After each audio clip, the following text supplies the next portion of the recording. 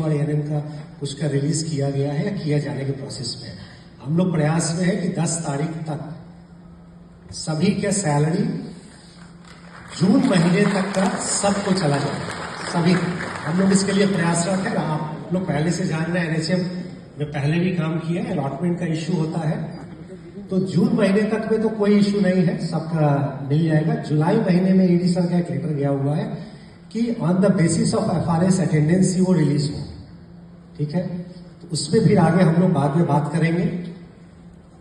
लेकिन एक चीज आप सभी लोग समझ लीजिए कि ये एफआरएस सिस्टम पे स्वास्थ्य विभाग के रेगुलर डॉक्टर से लेके सभी को इस पे आना है।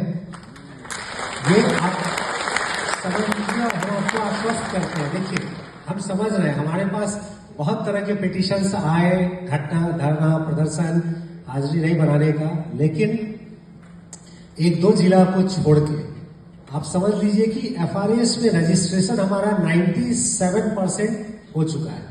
3% जो नहीं हुआ है, तो वहां के डीपीएम साहब, यहां से हम वैसा कोई शब्द का प्रयोग नहीं करना चाहेंगे, आपका असेसमेंट हो रहा है और ईडी सर आपसे पूछेंगे कि पूरे बिहार में 97% हो गया और 1-2-3 जिला में 80%, 82%, 85% पे क्यों है।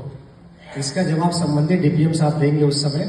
लेकिन इसके साथ साथ ये है कि एफआरएस सिस्टम पे सबको आना पड़ेगा, एनएचएम के employ as well as regular employ.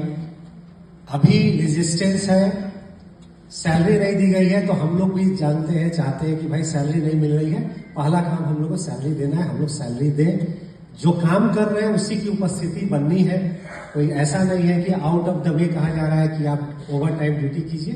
तो ये सब भ्रांतियां जो है ग्रेजुअली दूर होंगी और हम लोग को मिलके as a BHM, as a HM, as a DPM, DMNE, DPC, जितने लोग यहाँ हैं, आप सभी प्रतिदिन फैसिलिटी पे जा रहे हैं, अपने अपने प्रतिदिन काम कर रहे हैं, 5 बजे के बाद भी काम कर रहे हैं।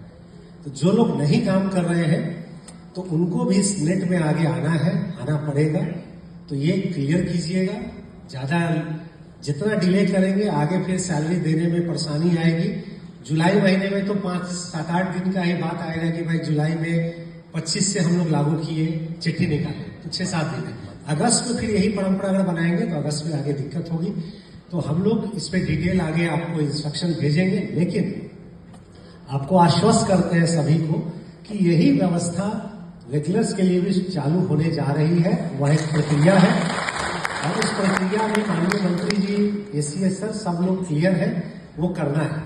तो वो आगे आएगा तो उस पर डिटेल बात होगी। इसलिए आप लोग जो है बायोमेट्रिक्स अटेंडेंस लिखे हैं, तो आप समझिएगा कि एफआरएस अटेंडेंस की स्थिति, आगे ड्रेनेज